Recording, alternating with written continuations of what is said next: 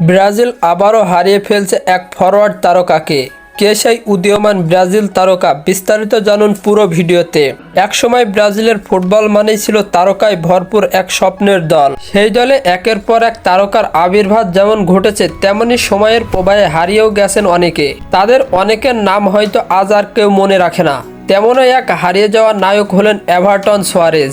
2019 সালের কোপা আমেরিকার আসরটা ছিল একেবারে বিশেষ। ইনজুরির কারণে দলে ছিলেন না নেইমার জুনিয়র। তখন অনেকেই ধরে নিয়েছিল ব্রাজিলের শিরোপা জয়ের স্বপ্ন বুঝি থেমে গেল। কিন্তু ঠিক তখনই আলো ছড়াতে শুরু করেন এভারটন। টুর্নামেন্ট জুড়ে দুর্দান্ত পারফর্ম করে ব্রাজিলকে এনে দেয় কাঙ্ক্ষিত শিরোপা। ফাইনালেও গোল করেছিলেন তিনি।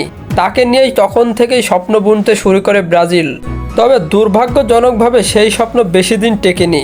ইউরোপের ক্লাবে গিয়ে প্রত্যাশা মতো নিজেকে মেলে ধরতে পারেননি এভারটন। ধীরে ধীরে জাতীয় দল থেকেও ছিটকে পড়েন তিনি।